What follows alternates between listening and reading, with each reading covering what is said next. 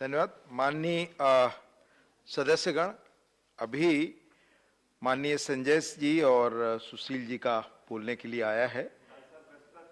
नहीं, लेकिन नियमतः आधे घंटे पहले आना चाहिए। बहस कॉन्क्लूड हो रही है, तो आप में से कोई एक आदमी नहीं, आप में से कोई एक आदमी बोल ले, अपना व्यू पॉइंट रख ले। आप बोल दीजिए सर जी। धन्यवाद मान्यवर, आपने मुझे इस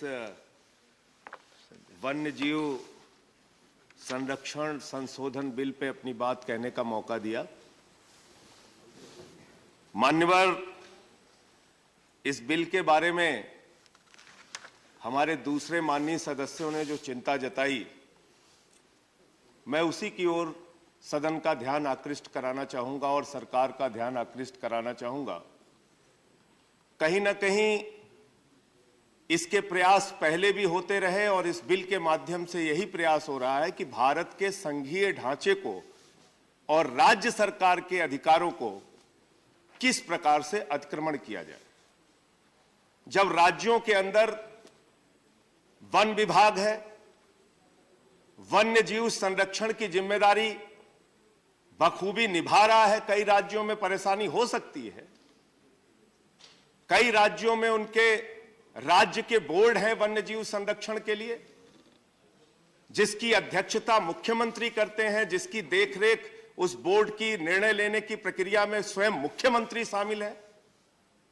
तो ऐसे में उन बोर्ड का अधिकार खत्म करना और सारा अधिकार अपने पास लेना, मैं समझता हूं ये उसी प्रकार की कोशिश है जैसे आपने जीएसटी का बिल लाके राज्य सरकारों का अधिकार छीना, डैम सेफ्टी बिल लाके राज्य सरकारों का अधिकार छीना। अभी राज्य सरकार की जहां तक हम बात करें, आप सोचिए, भाखड़ा व्यास मैनेजमेंट बोर्ड है पंजाब के अंदर मान्यवर, और उसमें पंजाब सरकार का एक भी प्रतिनिधि नहीं। आप अगर राज्य सरकार के हर अधिकार को छीनने का काम करेंगे, उसके हर अधिकार को अपने पास लेने का काम करेंगे, तो भारत का लोकतंत्र और भारत की संघीय ढांचा कैसे मजबूत होगा। अभी मैंने यह विषय आल पार्टी मीटिंग में भी उठाया था मान्यवर। राज्य सरकारों से आपने कहा कि निश्चित मात्रा में आप कोल आयात कीजिए विदेशों से। तो जब राज्य सरकार कोल इंडिया, जिसका प्रोडक्शन 30% बढ़ गया है, वो एनर्जी के लिए, पावर के लिए कोल इंडिया से डायरेक्ट कोयला खरीदना चाहता है, आपने कह दिया, एक फरमान जारी कर दिया कि आप विदेशों से कोयला आयात कीजिए, जबकि कोल इंडिया से उनको सस्ते में कोयला मिल रहा है। हमारी पंजाब की सरकार इसके लिए आपके सामने बार बार अनुरोध कर रही है कि हमें कोल इंडिया से जो पंजाब का कोटा है उसके लिए उपलब्ध कराया जाए। मैं इसी पे आ रहा हूं, तो इसलिए इसी पे आ रहा हूं। इसलिए कल यह भी दलील दी गई सरकार की तरफ से कि यह बिल इसलिए आवश्यक है कि बहुत सारे अंतरराष्ट्रीय ट्रीटी हमने किया है, जिसके पालन के लिए यह बिल लाना आवश्यक है। मान्यवर, बहुत सारे bill international treaty human rights को भी लेके है, बहुत सारे अंतरराष्ट्रीय ट्रीटी श्रम कानूनों को लेकर भी है मान्य, मजदूरों के अधिकारों को लेकर भी है। तो आप उनके अधिकार देने के मामले में कौन सा बिल लेके आते हैं, उनको संरक्षण देने के बारे में कौन सा बिल लेके आते हैं। प्रधानमंत्री जी ने बहुत अच्छा प्रयास किया मान्यवर, मैं बधाई देना चाहता हूं प्रधानमंत्री जी को और इस सरकार को भी। चीता लेके आए मान्यवर, पूरे देश ने स्वागत किया, कई घंटों तक टीवी चैनल पर उसका प्रसारण हुआ, अच्छी बात है।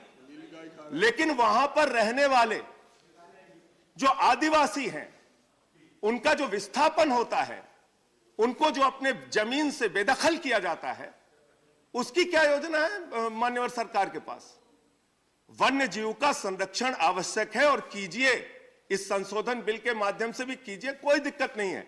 लेकिन राज्य सरकारों के अधिकारों को छीनना, आदिवासियों के अधिकारों को छीनना, जल जंगल जमीन पर उनके अधिकारों को छीनना, मैं समझता हूं कि यह बिल्कुल गलत है। और अगर आप चीता लेकर आए हैं मान्यवर, तो उस चीता को खिला क्या रहे हैं।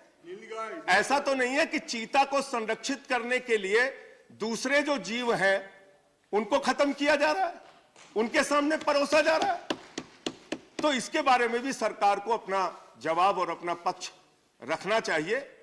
जहां तक वन्य जीव संरक्षण की बात है मान्यवर, हम लोग हमेशा इसके साथ हैं। और अभी तो इंसानी जीव के संरक्षण की बड़ी चिंता है मान्यवर।